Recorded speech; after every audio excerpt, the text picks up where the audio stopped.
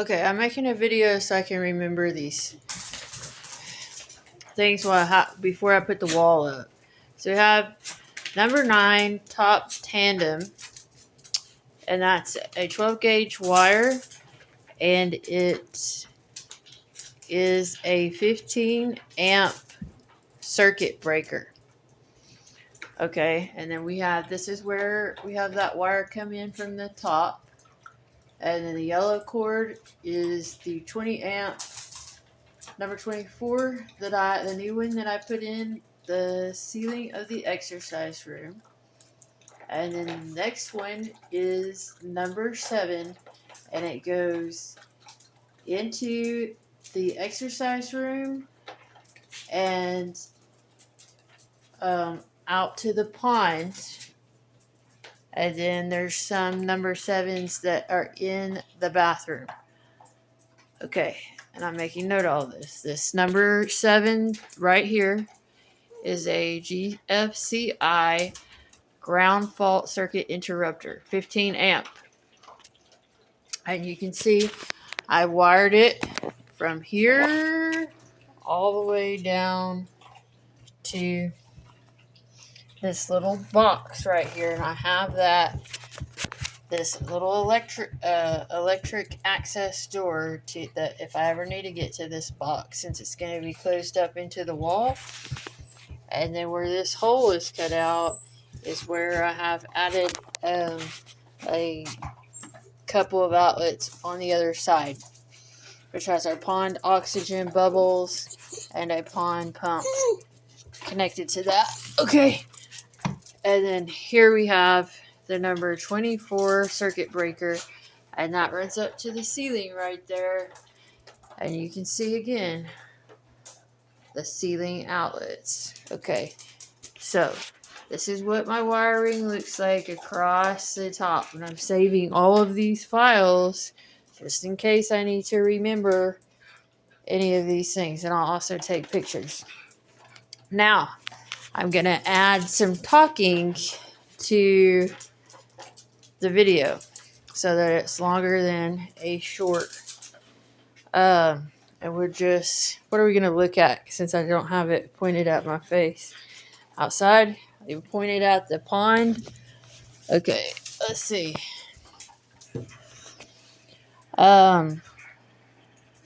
So I'm talking to you, Ren. It's just pointed around the house. When I could point it at, I could go in here and point it at the mirror. There's a few things that were on my mind, and I think it's best that I talk about it with you each time I think that I am trying to understand. See, there's me. Let me get closer so you can look at me. When I'm trying to, there's Mr. Tony. Look at when he jumps over that little wall, whether there's a bench there or not. He's learned how to get to me if he wants. Okay, here's me. Now, so, and here's another thing I'm going to do. Since my, what is it called? Squat rack is, let me pick Mr. Tony up. My squat rack is longer. This mirror is 48. It's 24 inches across. My squat rack is like 48 or longer in between there. So I want to add, I have enough room for another 16 inches of a mirror, which I want to do so I can see my whole self whenever I do squats or bench presses. Quit, Miss Sunny. Okay, so what I wanted to talk about was 2 other things, and let's see if I can remember. So you said that the system is rotten, okay, about the government. And what I thought about that was trying to relate it back to myself was how I put up these lights and it says CE on it, and then I start thinking, oh, I remember when I used to do that too. or when I used to think that these other thoughts, because I brainwashed myself to think about you know who. And that is exactly what I think you're talking about when you say that system is rotten, because it's not real, and it's like something that's uncomfortable to me, and it feels like it is inhibiting me, because I thought about all those things with um, nobody with me. And so it's like I don't know how to pull it out of my brain, even if we're trying to continue our future together. It's like I don't necessarily even think it has anything to do with feelings. It's just like a ancient way I used to think that I'm trying to get rid of it, and it's like it's difficult for me to do that replacement idea. When you said draconian, I thought that you were giving hope for um, our blood together. But these are like sometimes I dip down and then I dip back up, trying to look at things in two different ways. Um, and so also when you mentioned the, I don't know if I'm doing a very good job of this. When you mentioned the radio, I was trying to think, what is he talking about with the radio? And I know that the other day Rick Astley came on for the Never Gonna Give You Up song. And I remember that was one of the first things that I saw you jumping around that saying that you beat Rick Astley for number one on wasn't that on the radio?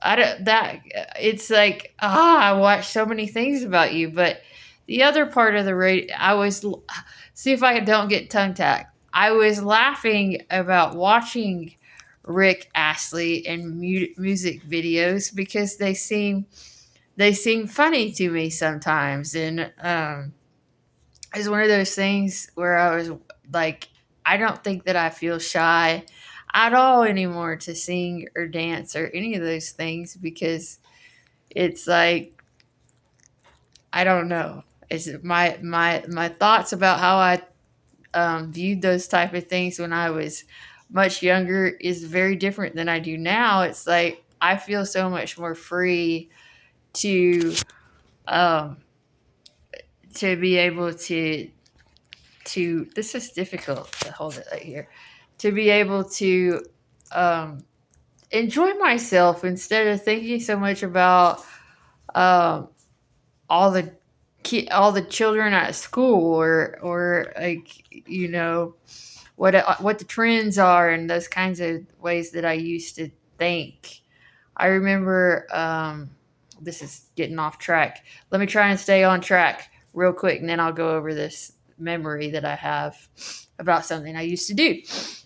So, anyway, the other thought I had about the radio was that radio um, kind of like we can hear each other in our minds, sort of things. When you said you didn't get played on the radio, so you did get played on the radio, like if that's what you're talking about. And then what was the other thing? Oh, I was listening to the Casket song again, and I think right now that is my favorite one, and it totally feels loving and good, and I feel very cared about when I go back and listen to some of the songs, and it's like kind of a feeling of having to separate myself from anxiety and give in to the love and care that I'm experiencing when I listen to it, instead of the fear of the what if I'm wrong? I guess that would be the where the fear comes from. What if I'm wrong about all these feelings that I think I'm experiencing, and then that sort of it will make me feel like it takes me away from um, being able to appreciate you more. So that's something that I'm trying to get out of my mouth. So also with the word disillusionment, I like that part because I thought that it means you were using a word that said what I was saying was not any kind of illusion. But yes, I do agree with you about getting rid of the rotting structure, which is how I programmed my brain somehow. And you've helped me tremendously do that. But I think I need real life experience for that to occur. Um, I'm feeling very. It's been a long day. It's like, um, but it's. I don't know what to say. Why is it so hard to get your head on accurately and to understand what is going on? Is it really you that I have all these feelings for, Ren? Gil? Yes? Or am I feeling stuck for other reasons? Like, what do I need to do to get my brain sorted out to be right, accurate about my heart?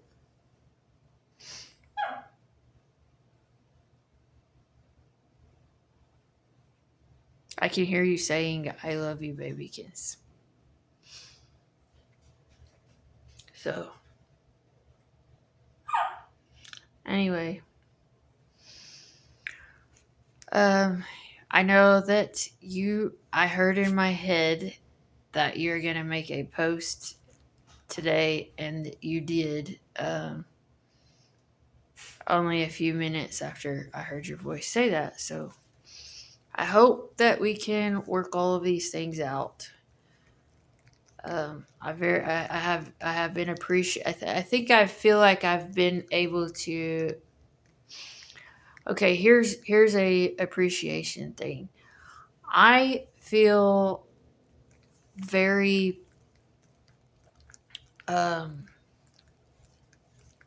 much closeness with you because of the way your music seems um, so similar to some of the experiences that I had with my heart, and it feels like we have shared emotional experiences together very much because of your music and because of um, so many of the things that you've done. And that was what I've always wanted my entire life was a strong emotional connection. And I definitely noticed that when I listened to some of the things that you've made. So um, thank you for always thinking of me. And I hope that I can make you feel cared for, that I can actually demonstrate, or whatever word we want to use, that I actually have feelings for you and I can trust those feelings. Okay? Because that's important to me to be able to figure out ways to show you that I do care about you and to learn more about you and see how everything goes. So, there you have it. I love you. They're very important to me. We'll work on the brain.